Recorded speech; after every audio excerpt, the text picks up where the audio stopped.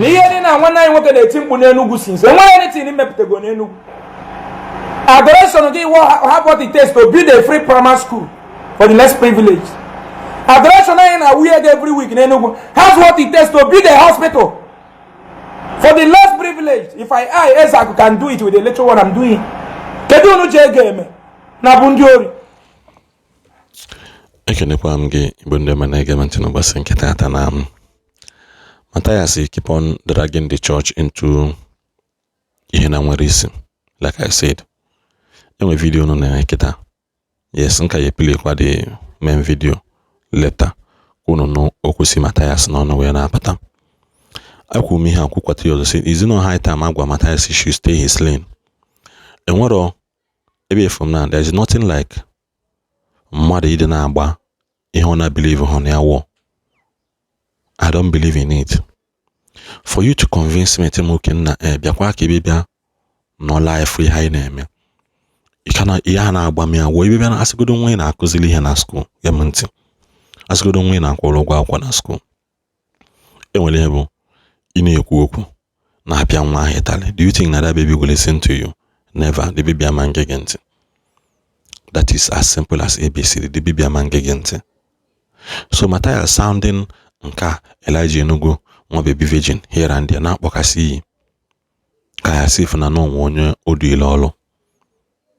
And I'm also still stating this thing is that now, why is it that now our people now go ka, for example, under adoration naga mapatasi ne defend the adoration ministry of recent tabal often. So onwe bo onye fugo video Mathias na waketa or editing Mathias name caution no ya melia video si na stop this thing, face your lane. Stop don't ebo. Ogodo no na chọrọ inwe exchange of weight. There are two things ikwesịrị igwe oga, mind your lane and leave our daddy alone. Because now we want in a man few years ago when Mathias arrest. People that hate Zion because Nahananga, adoration and other churches started fighting Zion ministry.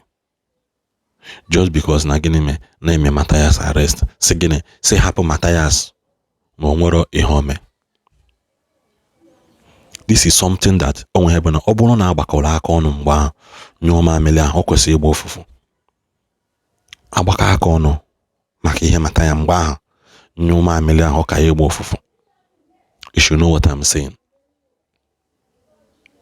Just like ona has we gbaka aka ọnụ na we na-eme gịnị we na-achọ ka ha mekta n'ishie na ka amụkwa na ha echikwa oge echi oke eke njaka.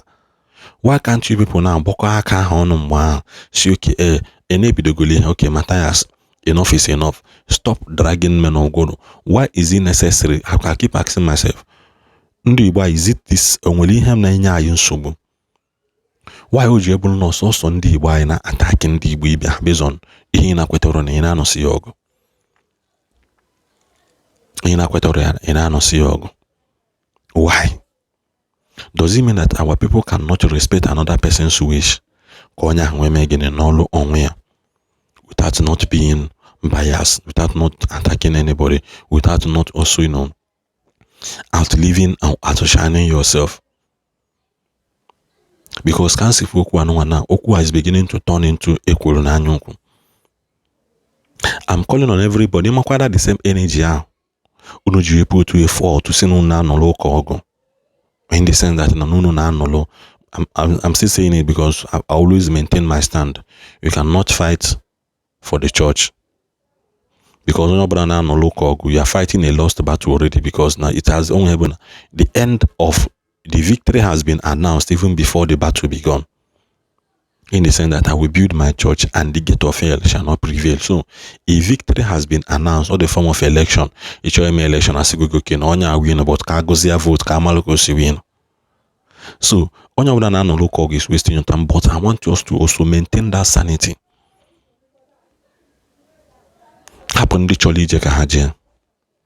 Hapụ ndị na-achọrọ ije ka ha deje na. Unu na-apụta evangelism. Unu na-ezi ozi under una own way. Why can't you also leave another person ka ha bili onwe ha? Leave ndị ọzọ ka ha n'ọlụ onwe ha. Because iman nọlụ na be gị n'ọlụ be onye ọzọ. Ọ na-agbawa obi. That is the truth. A man nọ na be gị n'ọlụba onye ọzọ.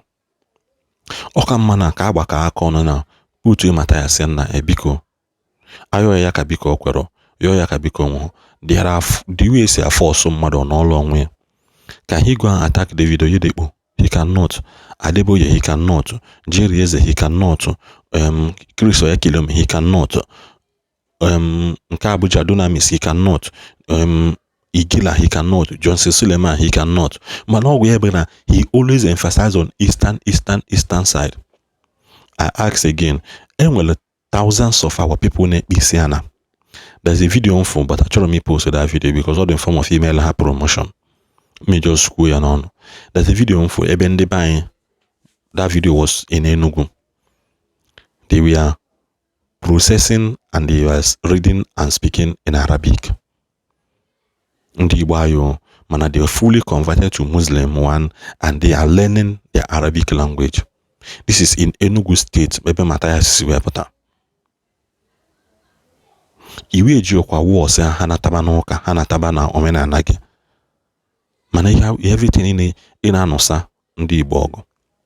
Na anosa ndị Igbo ọgụ because then they don't believe in what you believe. They don't believe Mbaka ahụ na anosa ọgụ today na-eme Mbaka melu nwa gị baptism. But most people don't know it. So biko no. The complete video Mathias go no for ihe ọ na-ekwuzi na this video. Ka ọ dịkwa na ndị be na ihe dị na nwanne anyị nwoke na-eti mkpu n'Enugu since enweghị anything imepụtago n'Enugu. Adoration gị have what it takes to build a free primary school for the less privileged. Adoration anyị na weird every week n'Enugu has what it takes to build a hospital for the less privileged. If I Ezeaku can do it with the little one I'm doing. Kedu unu je eme na bụ ndị ori? Kedu unu je eme? Magidego kpara ego nke gba bank akwụkwọ gị na bank na-eje court. Then na-anapụ people ego. Create the church card. Esi m the church card, esi m na mụ load ya ka Jesus kpọọ m na phone. Irie m ugu. Load ya bụ na program go ya na computer. Load ya ring anyị na-asị m I receive. Onye na-receive na Germany. O receive ka ije gbe gas na ije ma donation. Tinye hatred everywhere. No onye iro. Kedu onye bụ onye iro? Ekezie nwanne nwoke ibu onye iro. Since 4 years, 5 years in bido kubunu back to back. Hiyo na kpọrọ m police. Chibosi m kpọọ Elijah Enugu afa. Kodo mebe mmanụ. Mkpọọ ya afa. Elijah Enugu kpọọ m afa. Echem ni ka isi m kpọọ ya afa ka i were Holy Ghost ma kpọọ m anya. No, ka ije dobe mebe mmanụ, gide kpọrọ m police. Onwe ihe ọzọ. Ono buru m Jesu na ebunata ma ọwụrụ. Eburu je eburu na ọwụrụ ihe mbụ. Ono ndị oshi. Onye izi kpọrọ m police ebere ma mmịa ọkpa na December. Ọ na ha gaa n'ime ọfịa kịta na-emerụ na mana mmịa nwere ofu ọkpa. Onye na-emere gị yakata kịta mmịa ji ofu ọkpa aga. Ya na daa n'elu okwute. Na ya nọ n'Israel. You are loose. You are safe. And by amen. Or go onye ejigi. Ihe ejigi be your stupidity.